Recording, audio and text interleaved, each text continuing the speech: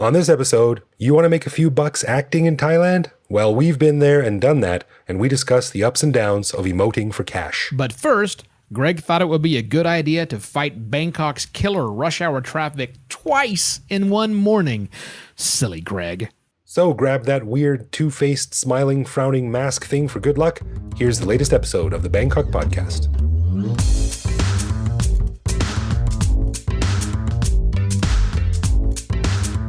Sawadee krap and welcome to the Bangkok Podcast. My name is Greg Jorgensen, a hoser who escaped the Great White North in 2001 and has been uncomfortably warm in Thailand ever since. And I am Evo Terra, an American expat living full-time in Bangkok since the beginning of 2016. Thanks for joining us and welcome to the Big Mango.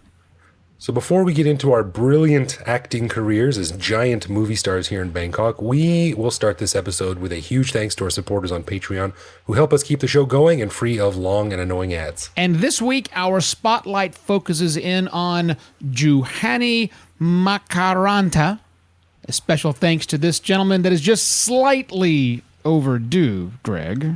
Yeah, he became a patron a while ago, but he fell through the cracks and we forgot to put him on a previous show. So sorry about that, Juhani, but you're on this one, and it's a good thing because I did some digging. And as you know, Evo, I do like to do a little bit of research on our patrons every week just to make sure we got the right people. You know, there's a lot of weirdos out there.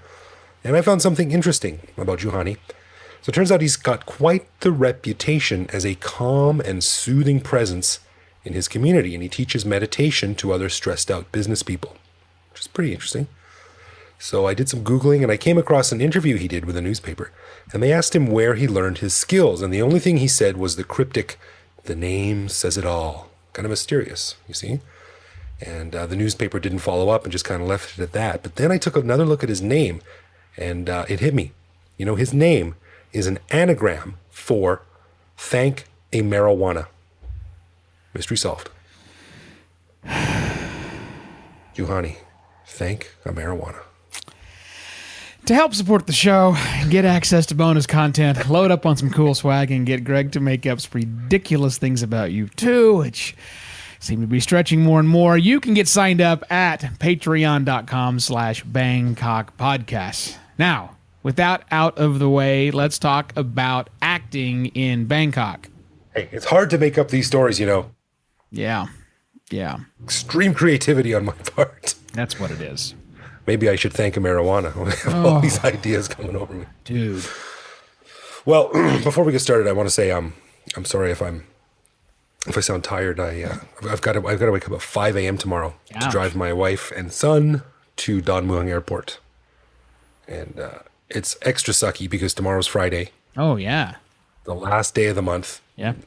The last business day of the month, which means everyone's got paychecks and might be leaving town. Right.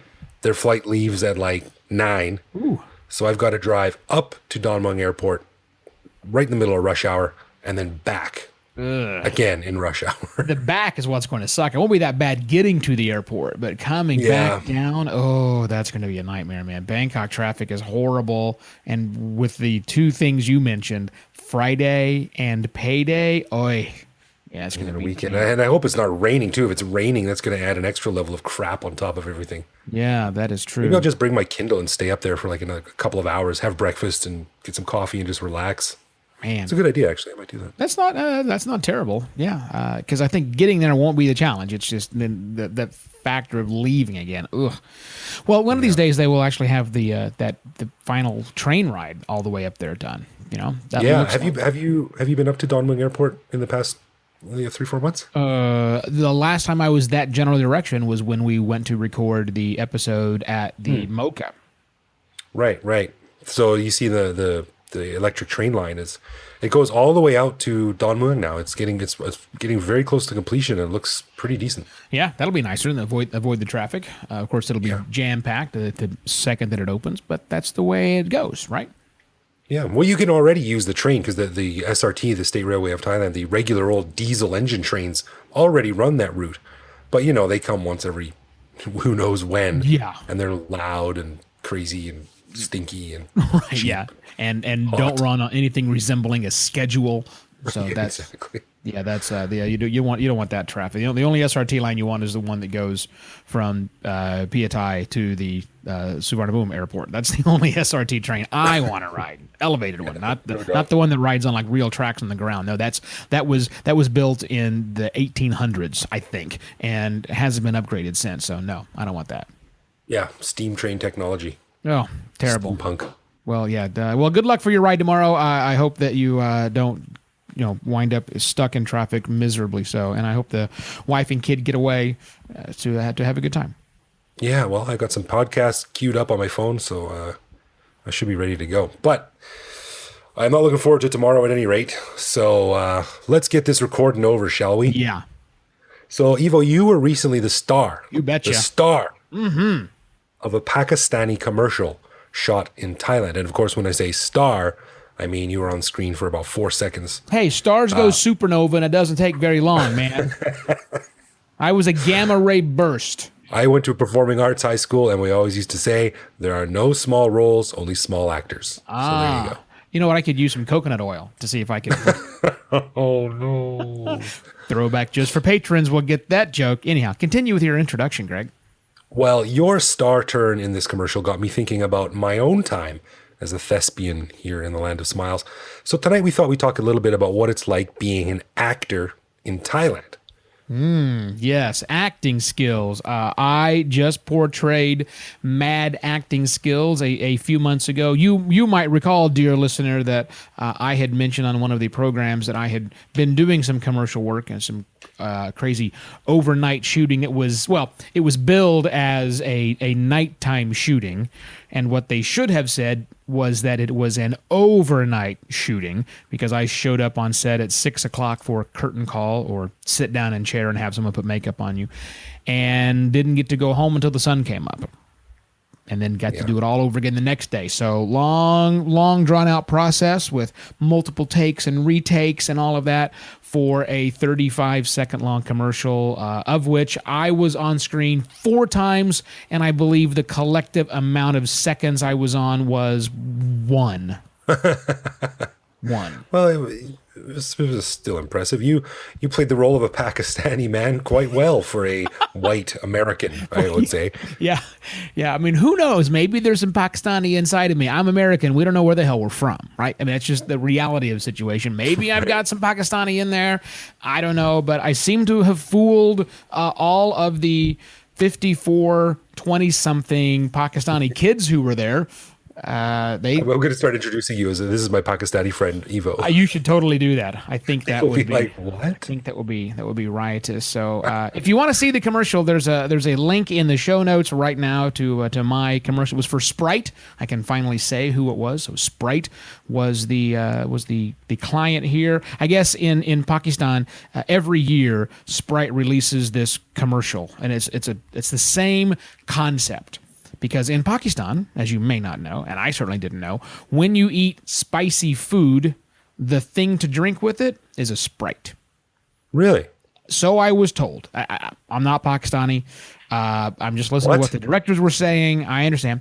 So that might be just a big marketing ploy, but the idea is when the food is super spicy, then you drink the Sprite.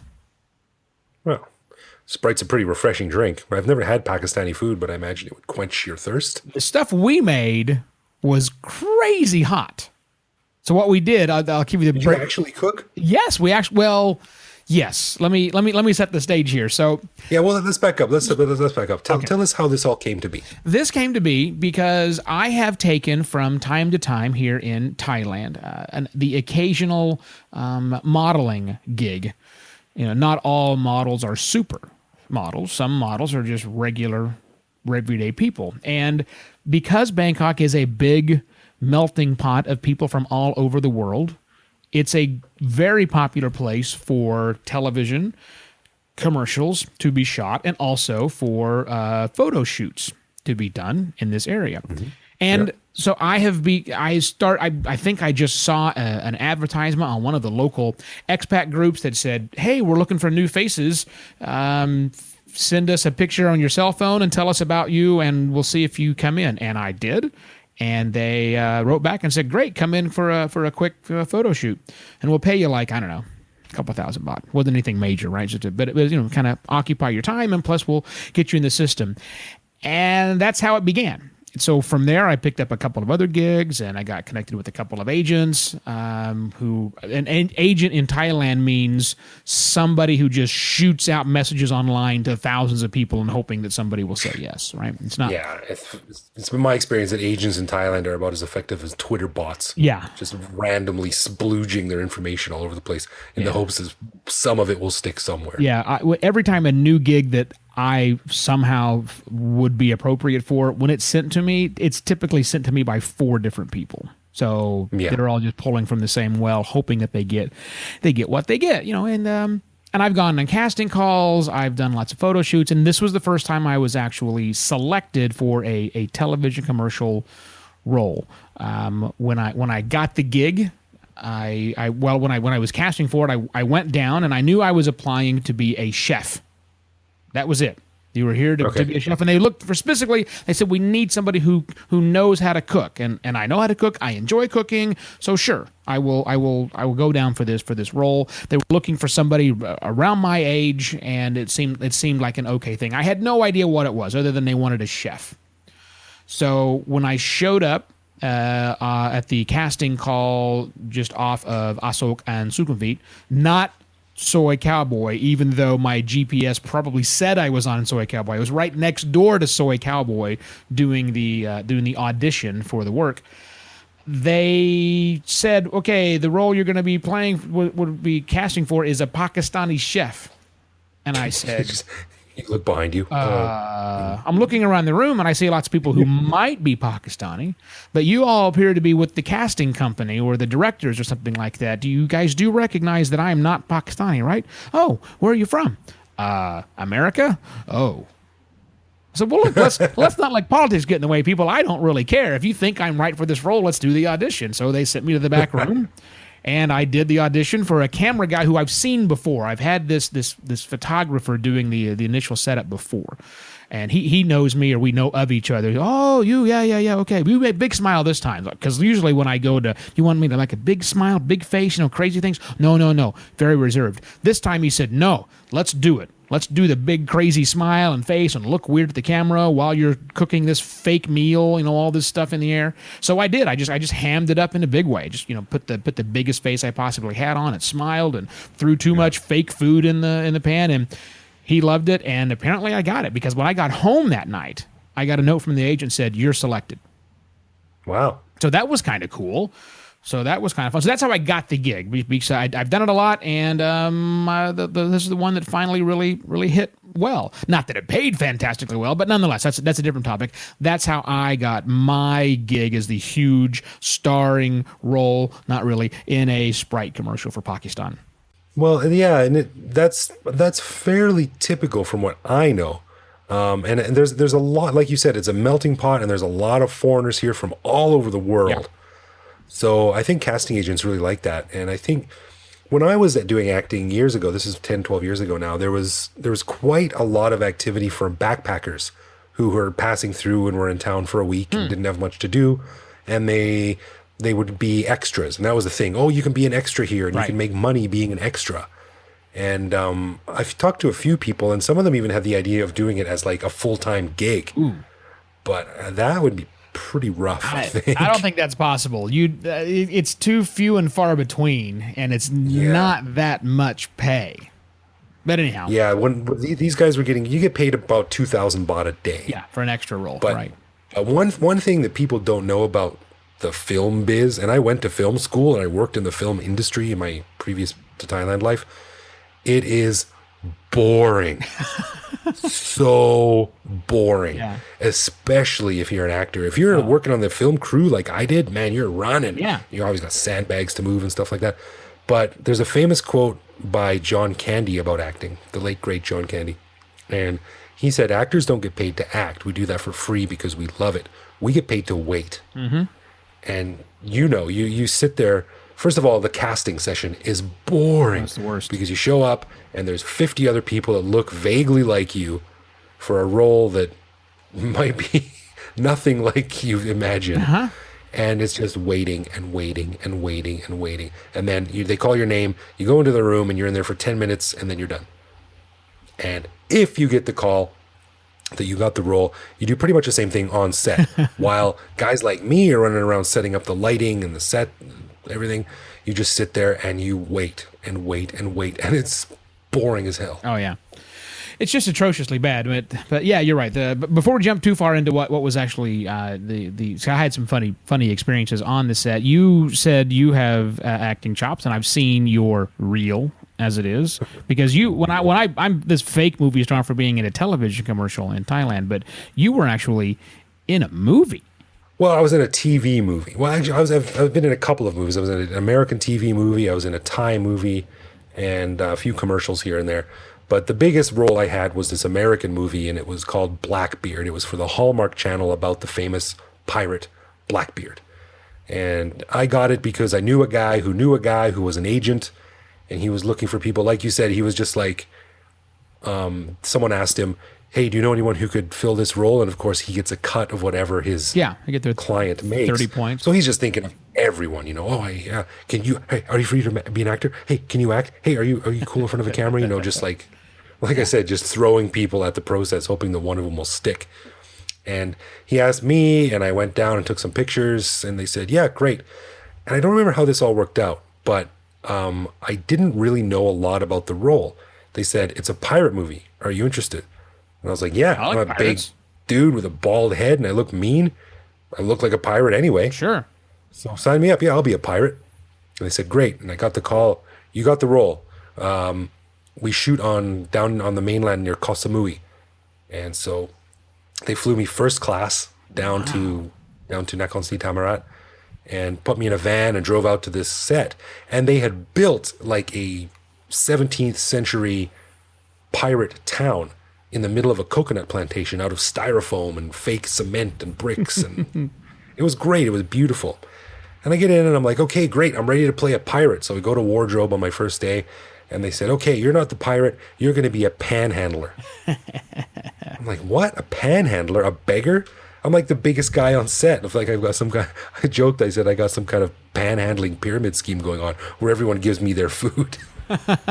Give it to me now. It's about it. So anyway, I was down there for about 8 days and had a great time. And I got a couple of lines and a fight scene, which the video, I have a very poor copy of this on YouTube, and we'll link to it in the show notes on our bangkokpodcast.com website. And you can see this fight scene that I was in. And the funny thing was, the director gave me no instruction as to how to talk. Mm-hmm. He's like, you got your line? Yeah. Okay. Stand here, go over there, say your line. And that was it. Yeah. And I'm like, am I a British guy? Do I speak in an accent? What's going on? What's my motivation? Keep in mind, I'm wearing like a Seinfeld puffy shirt and a 3 pointy hat and shoes with buckles on them and little tights and stuff like this. So in the scene that you can see on our website, I come into a bar and I try to pick a fight with the hero. And I have a line, and the line is, hey, everyone, this guy tried to, and then he punches me.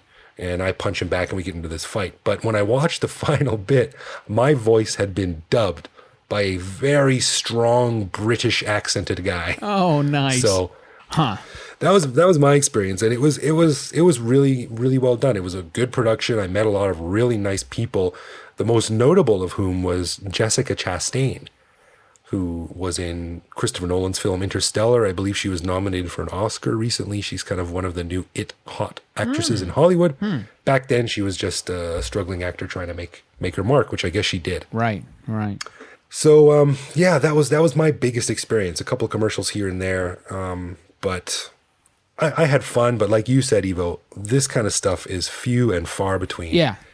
It's hard to be an actor here. It certainly is. And, especially when you're not, well, in my case, I'm not really an actor. It's not like I'm going after acting roles. I'm just going out for casting calls when something looks interesting. And as you said, they don't pay very well. I do it because it's fun. as John Candy said, it's actually a blast to do it. It's boring, but I now know it's going to be boring, so I bring things to occupy my time, like books and my laptop, and I can get some work done while I'm waiting there. But the best part is actually meeting the people, right? On my Sprite commercial, the real stars of the commercial, not just some joker playing a Pakistani that has no business doing so, but the real stars were two Pakistani pop stars.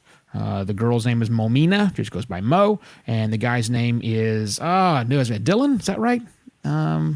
Shit. Anyhow, whatever the name of it is, and I guess these guys are huge pop stars in Pakistan, because all of the 54 20-something extras that were hanging around for 1,000 baht a day were just starstruck completely, right? Oh, yeah. Oh, my God. These are the peak people, and these are 20-year-old kids who are these big actor stars, right?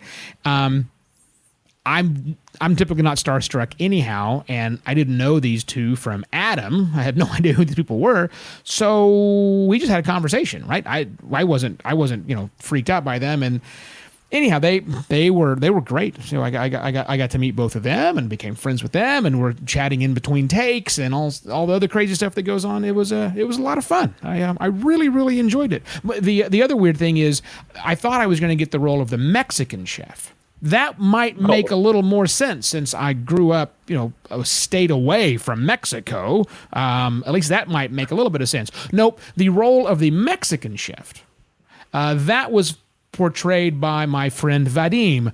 He's Moldovan, Russian. Oh, God. Yeah. So we had a Russian Mexican chef and an American Pakistani chef, but and I, a chubby white man, played a panhandler in a starving pirate village. See, that's the thing. You come to Bangkok, you get the perfect people for the roles. And you know what? We nailed it, and that's why it's called acting. That's right. Or it just those happen to show up into the right way for the casting call. Yeah. I do have a funny story, although the last day I was there, I was driven out to the airport by the production van, and I was saying, okay, thanks everyone. It's been great. Nice to meet you. Nice to know you.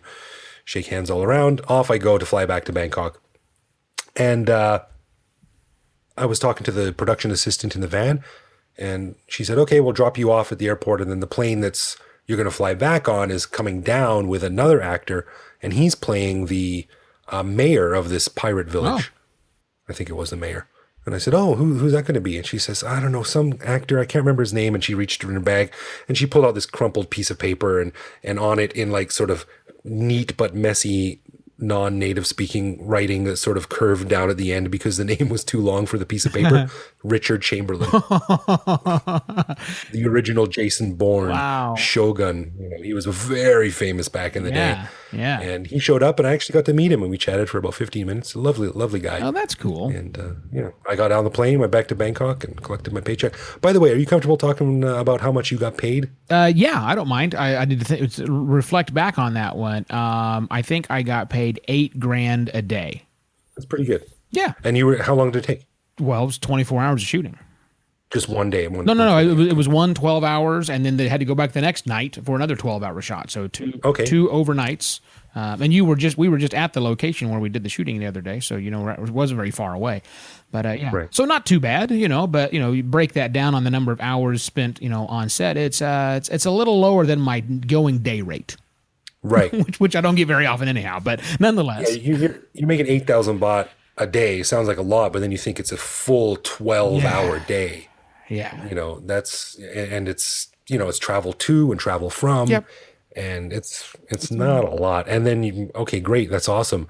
But then you might not have a job for a week or 2 weeks or a month or who knows how long. Yeah, it's you also might get two of those, have one of those jobs every day for a week. Yeah.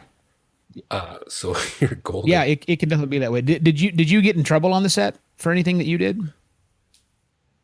You mean like I did something wrong, or the direct? Yes. Or like any of those things, because I did. No, I don't think I did. I was a very well-behaved man. Yeah, well, I'm not, generally speaking. So I got in trouble a couple of times. There's a main director and a junior director, and I'll just call the junior director Dragon Lady. She was She was maybe 4'2", small Thai girl. Frodo. That was just, she was just intense. Woo, she was intense. So we're doing our scene and we're doing our set now because the real stars were real stars. They had doubles when they were doing all of the blocking and figuring out what the lighting would be and how this set, how they would walk and where they would go to. So, right. They don't want to waste time hanging around with you plebs. No. So they would stay back in their fancy trailer and the rest of us were outside shooting all of this stuff. So the first day, it was like 6 hours before I had to do anything. So I got to watch this process. And I watched these stand-ins come in and they would take 5 or 6 different shots with the stand-ins. And then the actors would actually come out, the stars would come out and they would shoot 5 or 6 different times. And no, let's change this. And then finally, and they'd be happy, they'd do the final takes. We got together in the middle and they said, okay, you two chefs, me and Vadim, here's what's going to happen. We're going to start just throwing food, throwing more hot stuff here and throwing peppers in. And you guys are the chefs, so you should be kind of directing the action going around. Okay, take the shot. So I heard that we're the chefs and we should be directing the action. So I started doing that. It's like, okay, you put some of that in there. You want some of that? Oh, you would like some more peppers? Fine, we can do that. But hang on, that's too much hot sauce. Just trying to do that thing. We get cut. The director says, everybody come over here and take a look because I got these big screens where you can actually go see the take afterwards. Right. So I walked over and I see that. And he said, everybody, look at Evo. You look like an American telling a bunch of Pakistanis what to do. And oh my God, was he right? It was like, oh man, let's not let anyone ever see that again. I now get why we are the white devils. I understand where our colonial ancestors got. Oh wow, is it so bad? So it's like, okay, won't do that anymore. Back to the smiley face, weird guy throwing things in the air. Oh, that was funny. So. Yeah. Yeah, there's nothing more humbling than seeing yourself act on a big screen. Oh my God. It's like, who brought that dick up here? That's a terrible thing. So, yeah. But one other thing before we go, I want to also mention, if you're thinking about getting into acting, of course, when I was doing my acting, this particular gig was a fairly well-paying one. I got 10,000 baht a day. Ooh, big money. I was down there for 8 days, 6 working days, Damn. which means I got paid 60,000 baht. But don't forget, the agent takes 30% of that. Yeah. That's right. So I thought I'd be going back with 60,000 baht in my wallet. Nope. He had 18,000 baht of that. Yeah. That's the reality of things. Yeah. So I came back with just over 40,000 baht. Still not bad, but 30% is a big chunk of money. Yeah. I don't take that much from you to do the Bangkok podcast. That's the good news. No. Yeah. I'll let you have more than that. That's good. Well, you just waste yours down at the Hyso barber. Right, exactly right. I need that money so I can get my hair cut and fancy and whatever else. So, anyhow, that was acting in Thailand, which is a lot of fun. But we promised not to let it go so far to our heads that we stopped doing the show because we like doing the show. I think I like doing the show more than I like acting. Less waiting. That's very right. Yeah. Well, I don't know. Sometimes I got to wait for you to push the goddamn button so we can start this thing. But beyond that, it's still less waiting because it's not hanging around all day long. So anyhow, good times were had by all. Let's jump in now, Greg, to everyone's favorite segment of the program, a little something that we call Love, Loathe, or Leave, where we look at one minor aspect of living in Bangkok and find out if it's something that we love about living in Bangkok, loathe about expat life, or if it's something so terrible we're just going to walk out of the entire country because we can't handle it anymore. This week, you have the honors, Greg. I do. Now, I'm going to talk about something that a lot of people cannot live without, but I don't know anyone who would really love it, and that is the Saen Saep canal boat. Oh, yes. Have you been on this thing? I have been on the boats, yeah. Now, for those that don't know, Saen Saep Canal runs roughly through the center of downtown Bangkok, parallel to Sukhumvit Road. And on this canal are boats, and they're not just boats. They are giant, I don't know how long they are, 20 meters long.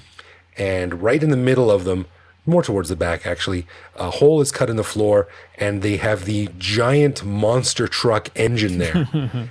And these things scream down the canal, which, by the way, is a soupy, thick, brown, black color with all kinds of fun things floating in it. Yeah. and it is loud and smelly and hot and crowded, and the water splashes up over the sides and gets in your eyes and mouth, and who knows what else is in there. But it carries thousands and thousands of people a day because it only costs like 14 baht to ride the entire length of this thing, which actually goes for quite a distance up into the next province north of Bangkok. I have taken this thing a lot. I used to take it for work every day, but I stopped after a while. It was just a bit too much. What do you think? Love, loathe, or leave? I love it. And I love it because I don't have to take it. So when I do it, it's all completely on my own, and I want to show someone the craziness of Bangkok, and there are few things to that can really sum it up. I will say this, though. I've never actually done it during rush hour. So I've always done it in off times, so I've not had the where the boat kind of sort of slows down and everybody leaps off and leaps on before it goes to the next station. I've never had those full-on experiences. So for me, I love it because it's that weird, strange things I get to expose people to about the city I've chosen to live in. Yeah, that's exactly it. It's kind of like Nana Plaza that way. Like, you don't really go there unless you're showing people from out of town, like, check out this crazy thing about Bangkok. But yeah, I'm in your camp. I love it. But it's one of those things that's so overwhelming. Like, you love it in spite of itself. Yeah. And it's super convenient when you need it, but it's certainly not something that I will seek out to go for a relaxing canal ride. No, no, it is not a gondola in Venice. No. It cuts right through the middle of Bangkok. There's no traffic. There's no jams. There's no accidents. It's just, of course, except when someone falls off and dies, which does happen from time to time. But yeah, Saen Saep Canal boat. I think it's a great option to have, but it's not something that I seek out. Yeah, you definitely got to do it. It is an experience of Bangkok that. I hate the word authentic experiences. It just annoys the piss out of me. This is an authentic Bangkok experience. It sure is. It really is. It really is. Oh, well, hey, before we take off, Greg, I have a question for you, sir. How do you listen to, first off, I assume you do listen to our show. Of course, several times. How do you, well, not just when you're editing it, damn it, but how do you listen to our show? What app do you use? I use a wonderful app called Overcast, and that's on an iPhone. I have an iPhone 6S, and Overcast is so good that I actually became a what do they call it? A sponsor, a patron, a supporter. I got the pro version for like a couple of bucks a year or something like that. It's a fantastic, seamless, clean app, much better in my opinion than the default iPhone podcast app. And of course, Apple Podcast just came out with a new app that's power users like me are largely dissatisfied, but I do see how it might be beneficial for new people who have yet to figure out that you can listen to podcasts. So clearly, you listener, you have your own app. I'm not suggesting you switch to Apple Podcast, or am suggesting you switch to Overcast, which Greg uses. I want to tell you about another way you can listen to our show. You can actually subscribe to our show via email. Yeah, that's real handy. I get those too. It's cool. That still works. You can actually go to the website and there's a little box to sign up for email. And by the way, the only thing you will ever get from us, if you sign up for that, is this show emailed to you every week. So for the few of you out there, I have access. I can see what you're using, what people are using to access our show. And I'm amazed at the number of people who go visit our website and listen directly on the website. And hey, if that's what you want to do, go for it, man. No problem. More power to you. However, if you're not into the subscribing on an app type thing like Greg and I do, I'm assuming you have an email account, just pop your email address in that little form on our website, and you will automatically get an email every week when a new version of the show come out. And again, it's the only thing that you will get from us. We're not spamming you. We're not sending you other promotional things. We're not adding you to a list. We are very respectful of the information you give us. If you want to listen to us via email, do it. That's all you're going to get from us. That's a cool thing about being on Patreon, where people can support us if they like. Because if you want to listen to the website or don't want to listen to the thing on the website, I don't care. It's not like we get paid by clicks or anything like that. Go to the website or not. I don't care either way. Whatever's best for you. I just want people to listen to the show. Yeah, exactly right. So email us if you want the email. Great. great. Whatever you want to get to, knock yourself out. And if you do want to become a patron of the show, as I just mentioned, you get each episode a full 24 hours early, plus a full-length episode that's only released to our patrons. And the best of all, the patrons get their own RSS feed that they can add to their podcaster of choice. So obviously that's the best way to listen, because if you're a patron, that helps us out with a small monthly contribution. You want to be part of this? Head to patreon.com/Bangkok Podcast and lend us your support. We really appreciate every little bit that you can give. And thanks to you, listener, for listening to the Bangkok Podcast. If you have something on your mind, or you just want to drop us a line, say hello, please leave a comment on BangkokPodcast.com, or reach out directly to me on Twitter, where I am BKK Greg. Or you can send us a message on Facebook, on Twitter, or Line, or the other 1,000 things we mentioned earlier. Almost everywhere, we are simply Bangkok Podcast. And we're also good at responding to the comments and the questions and the praise you heap upon us, so reach out to us anywhere. You will hear back from us. For Greg Jorgensen, I am Evo Terra. We'll be back next week with more stories of our lives lived in the City of Angels right here on the Bangkok Podcast. Chok di krap.